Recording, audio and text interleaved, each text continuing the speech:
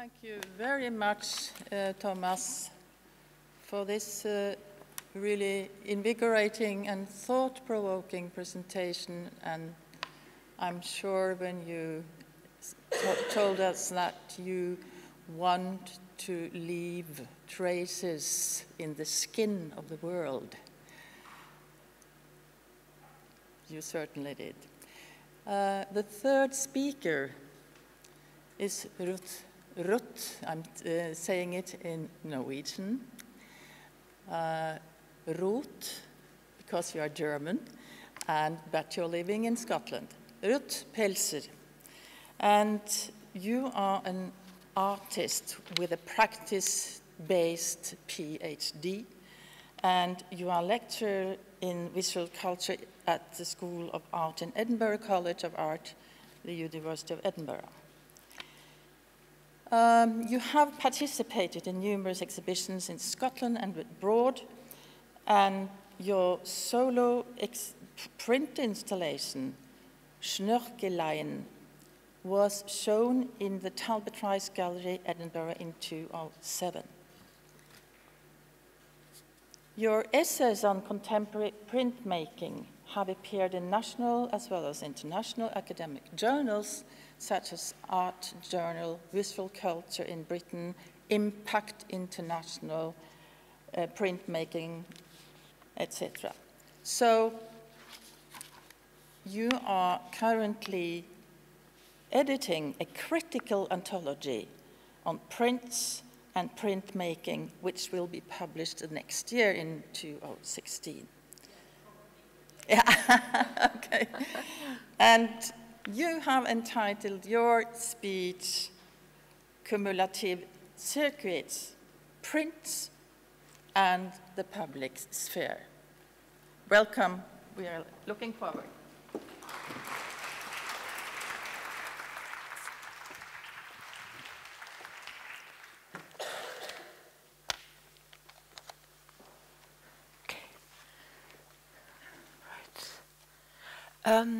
Could I ask for the lights to be turned down a little bit as well? Thank you. When I met Jan in 2001 at the second Impact Conference in Helsinki, he said, "Oh, you must come and talk to my students in Bergen." Well, I still haven't been to Bergen, so anybody here? But I'm delighted to be here for the second time, and thank you so much, Jan, for inviting me, and also to Olga and Theo for chairing the discussion so expertly, and to everyone who is working or has been working and is working behind the scenes. Thank you very much. Okay, I'll just start. In the abstract for the presentation, I provided an indicative map of some of the different publics that I think print occupies today. But in the presentation, I want to look at some of the terms that come into play when considering print in the public sphere or public space. So in that sense, I think the presentation will function as a reminder to prepare us for a hopefully lively discussion.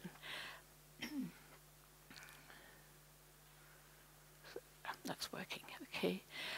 The function of the public sphere, a term famously coined by the German sociologist Jürgen Habermas, was in shaping public domains through debate. It was affiliated with, although not wholly identical, to the idea of a shared or common public space, according to Cheryl Conkelton. Print as a medium of and for social formation played a crucial role in this by means of newspapers and books and posters, for example, as we all know. Today, the public sphere is changing through the operation of globalized economies, socio-political effects such as migration and technological affordances, most prominently digital communication. Conkelton describes the public today as an arena of different overlapping social experiences and discourses that are articulated through the continuous activity of multiple evolving publics, rather than as a coherent and monolithic space. This, of course, does not mean that the older public sphere has totally disappeared. It coexists alongside and coincides with these new types of publicness. Here is how Joanna Drucker describes some of the all too familiar effects of these changes. And anybody who is texting or emailing just now, you meant by this, the once clear line of the delineation between the public and the private is troubled by the extent to which electronic communication crosses lines of distinction in realms of behavior, work and non-work time, and spatially distinct zones. Just the situation we are all very familiar with.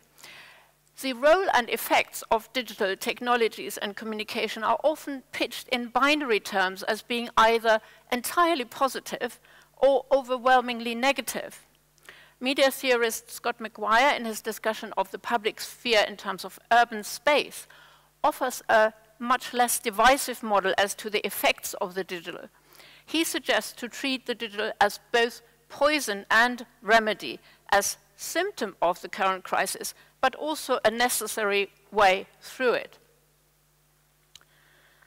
Art in the public realm was historically identified with monuments and memorials, predominantly in sculptural form. Again, I'm not saying anything new.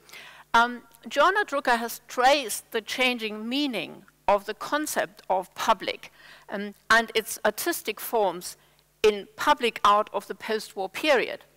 She has observed public was almost synonymous with civic, a term that assumes a generalizable common interest.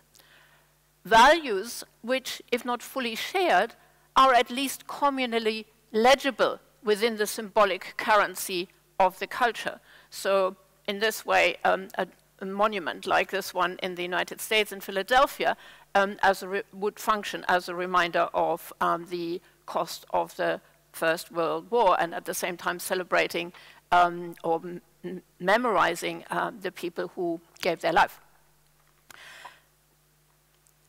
Today, the trend is from objects towards events or situations.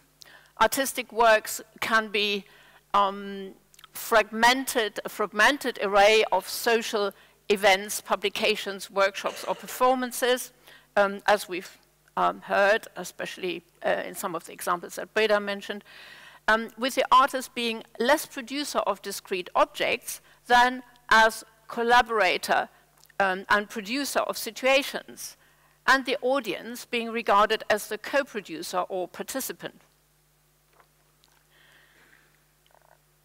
Claire Doherty has identified temporality as a vital element of such works. Works that are often short-lived, with the audience being directly involved, instead of the location or site of a public work of art functioning as a mere backdrop.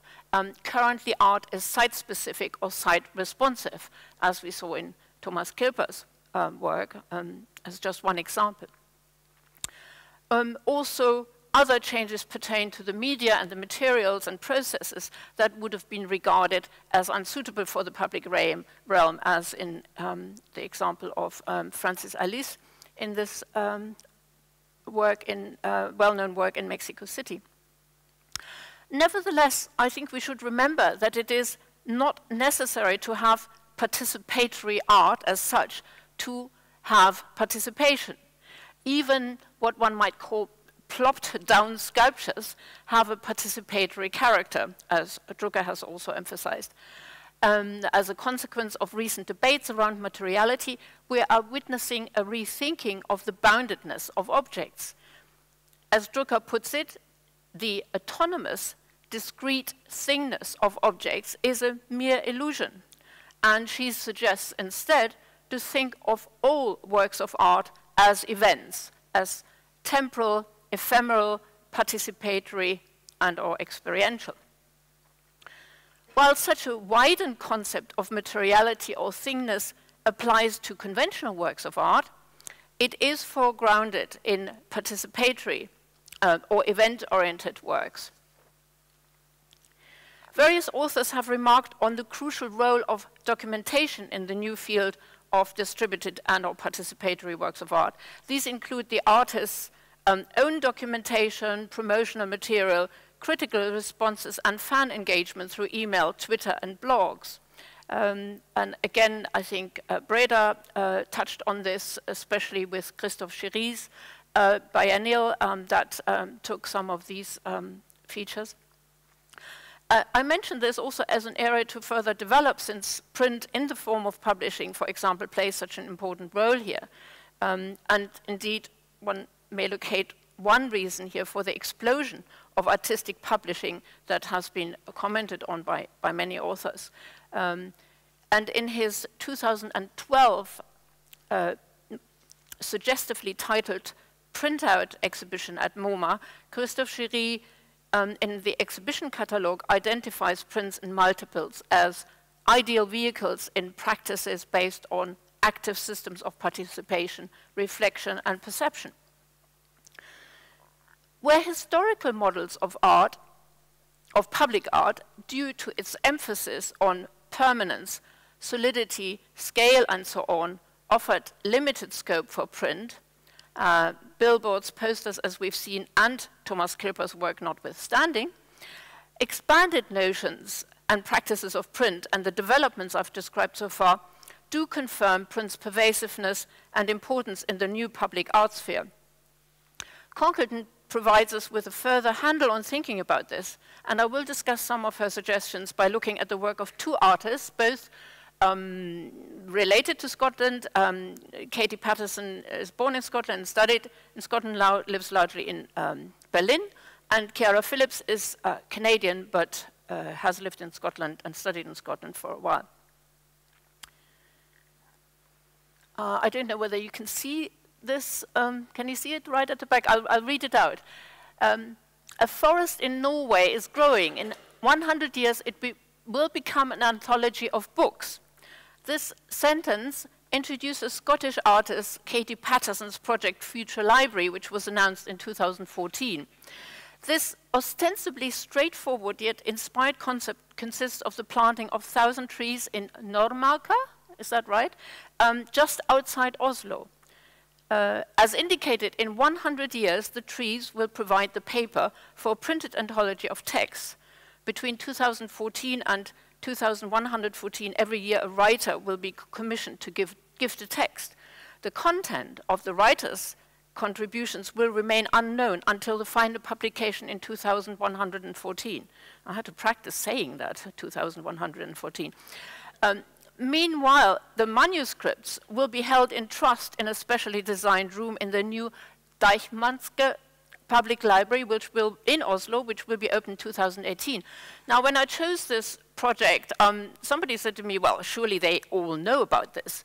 But in fact, I talked to Jan, and he hadn't heard about it, and neither, and the artist herself, who is actually an ex-student of mine, when I talked to her, she said that she thought it wasn't that well known in Norway. And of course, we have international audience here. So can I ask who knows about it, who is aware of it? Well, yeah, that's not even half, I would say. Okay. So the first writer who participated was Margaret Atwood, and the second writer is, who was announced this year, is the British author David Mitchell.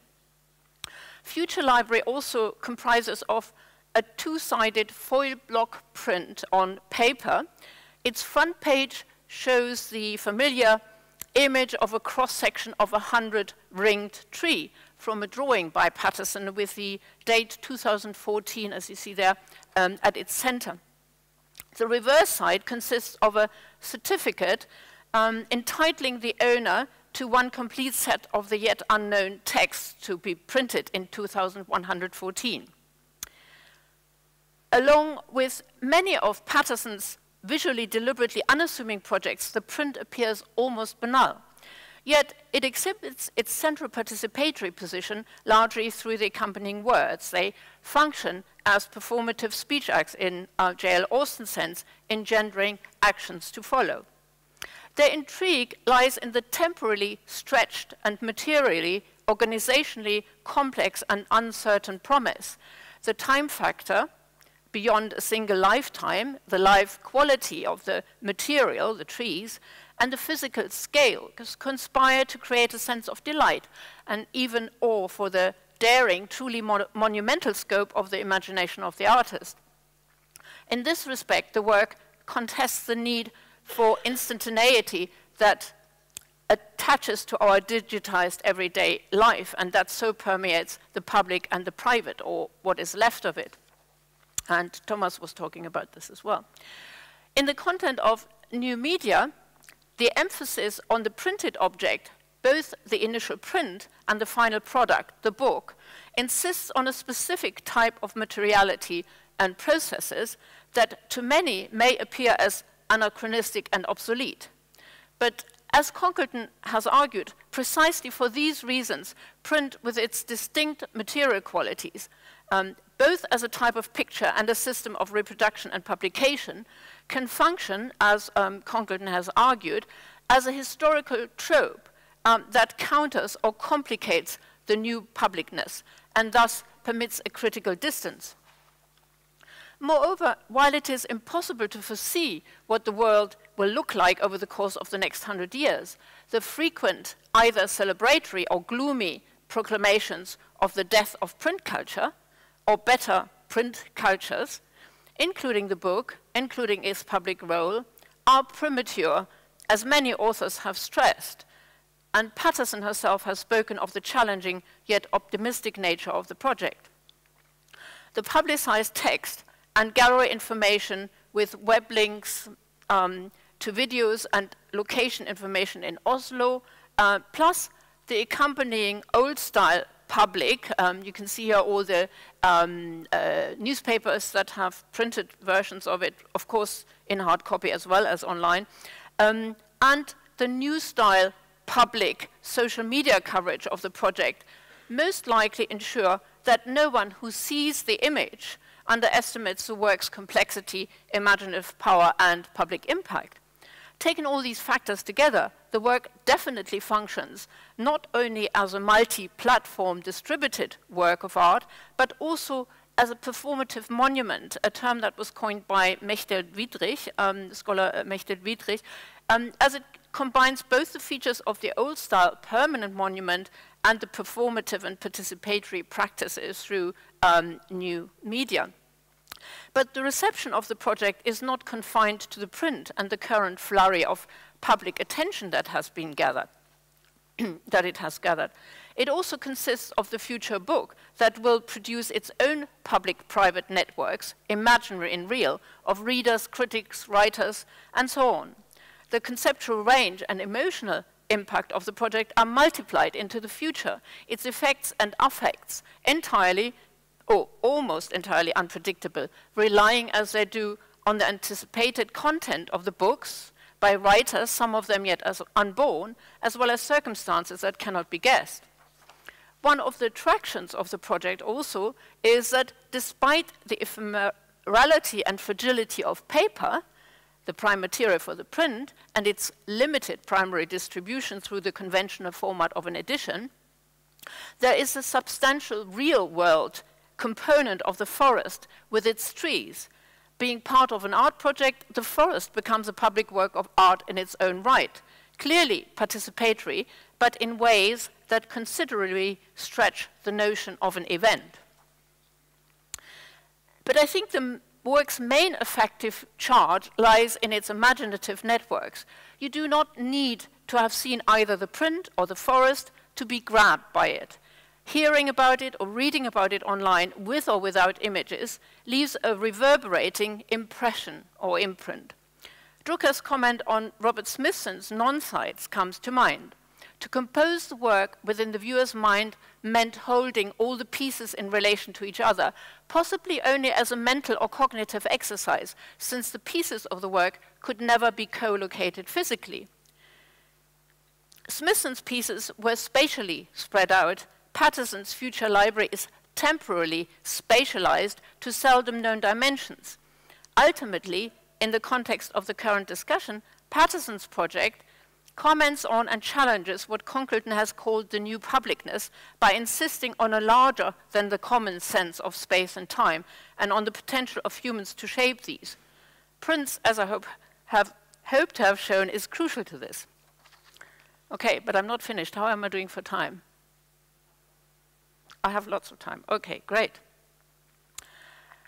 Last year, Glasgow-based Canadian print artist Chiara Phillips was nominated for the prestigious Turner Prize.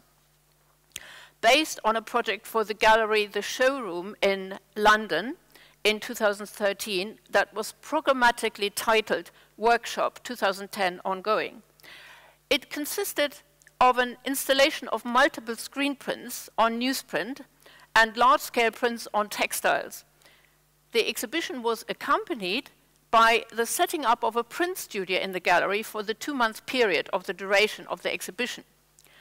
Phillips collaborated with invited artists, designers, and local women's groups to produce new work in the form of screen prints. This combination of exhibition and print workshop extends the usual function of the public space of the gallery. Its conventional ideology as a mere showcase is diluted, with the gallery space becoming a place of production, not just consumption of art. Artistic labor, conventionally hidden from view, also becomes public. Even if viewers may principally remain a specialist public of metropolitan gallery goers, and I think we often shouldn't kid ourselves about that, such semi-expert publics are also changing. Exhibitions, events, published online become further disseminated, tagged and linked to individual phones and computers via blogs, Twitter, Facebook accounts, and so on. They join diverse publics. The latter is one of the main differences, of course, between the neutrally, impersonally conceived public of old, even if it never quite functioned in such a disembodied way, and the new publics. As a consequence of such secondary publicizing, a range of different sub-publics is generated due to an individual's varied affiliations. My friend who breeds rare sheepdogs in Bavaria may find out about the exhibition on my Facebook page, and his or her curiosity may be piqued, and she or he blogs about it, and so on. A cumulative effect sets in.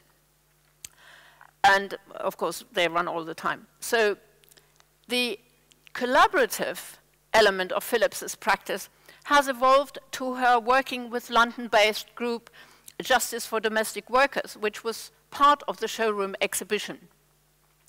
As the name suggests, the organization draws attention to the precarious status of such often invisible laborers and also campaigns for fundamental protection and recognition of their work under UK employment law. Phillips's engagement with members of the group and her use of posters and banners relates, of course, back to the history of print in the old public sphere of dissent and agitation, especially in the context of protest movements in the 1960s and 70s, but not just, they themselves were engaged in challenging the assumed consensus and injustices of the public sphere. Phillips's project also serves the long-standing function of print acting as a platform, in Concluton's words, for the demonstration of difference from official or exclusive narratives and structures. It also ties in with Phillips's interest in Corita Kent and the London-based 1970s feminist silkscreen poster collective, Red.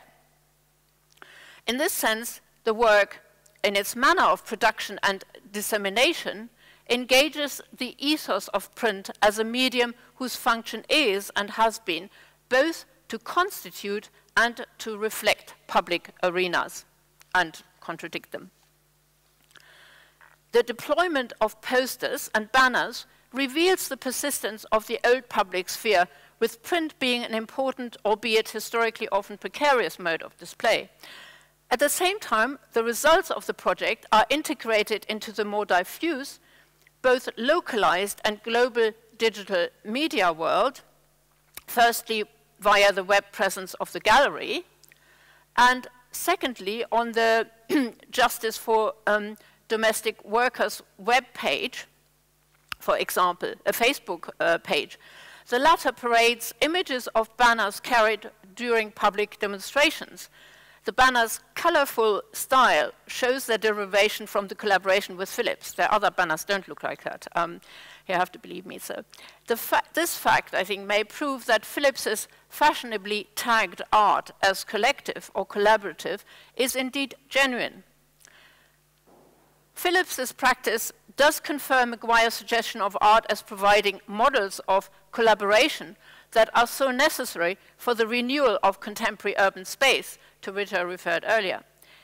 The migration of the work also indicates the contingency of objects, from eliciting a more passive, if one wants, contemplative participation in the gallery to a more active one in the urban space, hence revealing and purposefully taking advantage of the motility of print.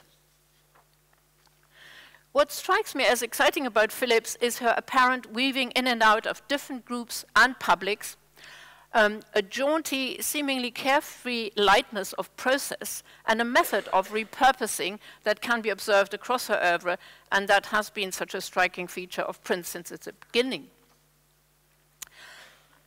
I'm now turning to the final part of my presentation, to Philips's Turner Prize exhibition for Tate Britain. It consisted of an immersive environment, including three-dimensional pieces as well as framed prints, as you can see there. The cohesion of the space rested on the wallpapering of individual screen prints to all the four walls of the gallery space. I would like to argue that the physical, discursive, and social permeability that now pertains to the public sphere finds a more public and private sphere, finds a more specific equivalent in Philips's wall imagery. The screenness that has become a real factor of our environment, but is also a metaphor for the conditions of our everyday life, especially the intermeshing of the public and the private, enters Philips's work through the imagery and its perspicuous aesthetic code. If Gerhard Richter's work has commented on the photographic nature of culture, Philips's print exhibit its screenness. At least that's what I'm arguing. Repeated and slightly varied individual abstract prints make up the whole of the wall space. They look as if they were derived directly from the process of making a screen print by applying blobs of ink to and then screening them through the mesh. And as Philips herself and others have pointed out, they stem from a desire to make the working, the printing process itself, legible. So the imagery does indeed figure as a direct trace or recording of the surface of the screen, as its literal imprint. I mean, with the irony that this is all a reproduction, but I think you get what I'm trying to say. The result of the are starkly opaque and veil-like, subtly graded passages that bleed into the white of the paper support and cause various areas to remain blank. These, I argue, can be read as light. The overall effect of being in Philips's Tate space was as if one was stuck behind or in front of glass, or indeed a screen. Used to ever-present flat backlit screens, the viewer comprehends the images with their alternation between flattened opacity and luminosity as screen images. So the openness that Philips strives for in terms of process is reflected at the experiential level of the actual gallery space. But there's more at stake. Juliana, is it coming up? Do I have to? Oh, yeah. It's not Jordana, it's actually Juliana Bruno, has argued for and examines new forms of materiality that are light, diffuse, flexible, and permeable. And she also argues that materiality today is reconfigured as a surface condition. I think we can all quite easily think of examples from visual art and architecture that exemplify the new emphasis on surface and with it new forms of materiality. These are, Sue's staircase and the extension to the Usher Hall in Edinburgh, like a screen or a curtain. Bruno alerts us to a new form of surface in addition to conventional surfaces such as canvas, wall, namely the screen.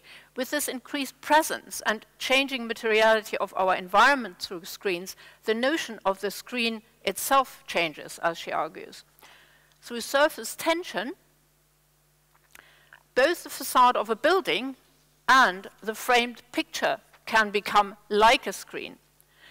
But, she says, not in the sense of a window or mirror, but as a different surface. And I think the works of Glenn Brown, to me, are a striking example of that. Bruno goes so far as to conceive of this material reconfiguration of space following Deleuze as a becoming screen. Phillips's installation demonstrates this becoming screen through a more permeable conception of the notion of the wall. As described by Bruno, the wall's architecture is no longer rigidly tectonic, but rather tensile and textured. So I've employed Bruno's observations in relation to Phillips's installation because I believe that the general material condition of our existence through screens has an effect on how we view prints and also how artists make prints and use prints. In that process, they create and reflect on a new type of public space, both aesthetically as well as procedurally. So, in conclusion, I hope to have shown how the cumulative circuits of print draw on and change aspects of the public sphere, old and new, in particular how print responds to the new publicness. Patterson shows the integral role of print in book form during the long duration of her performative monument. Thereby her work functions as a historical trope, as Conkelton has suggested, and counters prints and contemporary visual culture's ephemerality. Phillips expands older traditions of print through her collaborative work and literally exhibits the new public condition of screenness in the aesthetic makeup of her prints. Both artists demonstrate that print still functions as a material, aesthetic, as well as an imaginary and animating, political or social, read public force, in Conkelton's words. Thank you.